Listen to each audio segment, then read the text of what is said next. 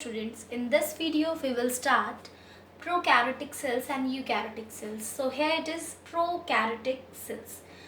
If we talk about the term pro, that is primitive, or we can say जो काफ़ी पहले या firstly जो अराइज हुए, तो ऐसा ही माना जाता है कि बैक्टीरिया हुए और बैक्टीरिया प्रोकैरियोटिक है.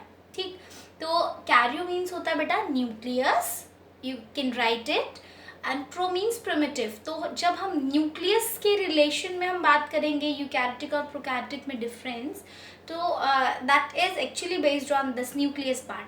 So let us take a prokaryotic cell. So this is the example of prokaryotic. We can say this is bacterial cell. Okay, because bacteria is also a prokaryotic.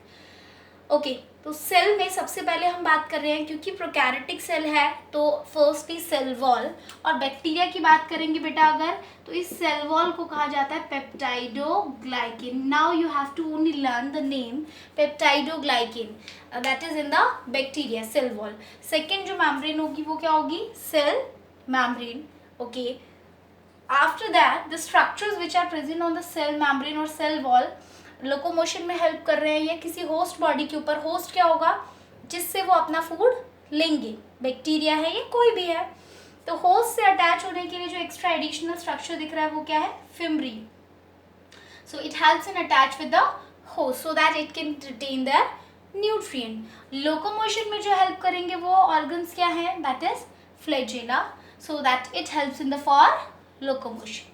Inside the structure of prokaryotic cell there is a cytoplasm, and in the cytoplasm there is no organelle. We can say there is no organelle because यहाँ पे किसी organelle के ऊपर कोई boundary नहीं होती. और organelle का मतलब है बेटा इसके अंदर जो स्ट्रक्चर प्रेजेंट होते हैं, just like nucleus, Golgi apparatus, endoplasmic reticulum, जो इसमें काम करेंगे उनके ऊपर किसी के ऊपर कोई बाउंड्री ही नहीं होती है.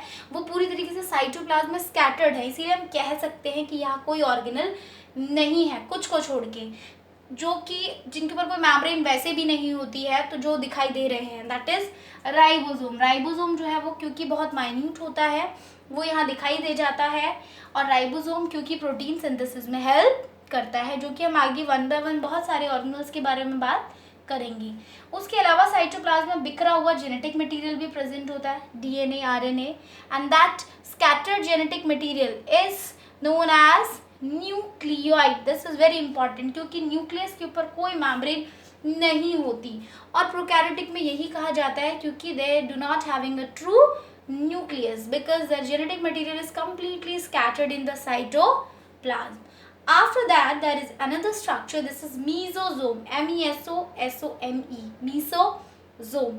So what is exactly this mesosome? ये जो सेल मेम्ब्रेन है और we can say plasma membrane, यही है जो थोड़ी सी स्कैटर्ड, या यही मेम्ब्रेन पूरी तरीके से अंदर इनफोल्डेड होती है, यानी फिंगर लाइक ही होती है, अंदर की तरफ आती है. और जब रेस्पिरेशन होता है, यानी जब एयर अंदर आएगी रेस्पिरेशन टाइम पे, तो उसमें ये स्ट्रक्चर हेल्प करता है. और aerobic respiration we can say, so that with the help of that जो फूड प्रोड्यूस होगा, इसकी हेल्प से जो ऑक्सीडेशन प्रोसेस होगा वो कंप्लीट होगा. ये कैसे होता है, क्या है, वो सारे लेटर ऑन क्लासेस में भी पढ़ोगे और कुछ टॉपिक्स इसमें भी आगे देखने को मिल जाएंगे. So in this prokaryotic cell we have studied about, तो कि प्रोकैरियोटिक सेल में क्या क्या प्रेजेंट होता है. Outer is cell wall and the second is cell membrane, and on the cell wall and the cell membrane there are the outer structures are present. One is fimbriae which helps in the attaching with the host. Another is flagella which helps in the locomotion. और locomotion का मतलब होता है बेटा एक जगह से दूसरी जगह मूव करना. इनको भी ज़रूरत है ना कि एक जगह से दूसरी जगह जाए, तो कौन हेल्प करेगा? फ्लैजेला. और हमने इनर साइड में देखा कि साइटोप्लाज्म है जिसमें कुछ चीज़ें दिखाई दे रही हैं और कुछ दिखाई नहीं दे रही हैं, जिनके ऊपर जो बहुत छोटा साइज है, माइन्यूट है, ग्रेन्यूल लाइक है, वो क्या है? राइबोसोम. तो राइबोसोम दिखाई दे रहा है. बाकी स्कैटर्ड है genetic material, scattered genetic material को क्या कहते हैं? न्यूक्लियोइड. और उसके अलावा ये प्लाज्मा मेम्ब्रेन अंदर की तरफ जो सेल मेम्ब्रेन है वो फोल्डेड है और इसे कहा जाता है मेसोसोम.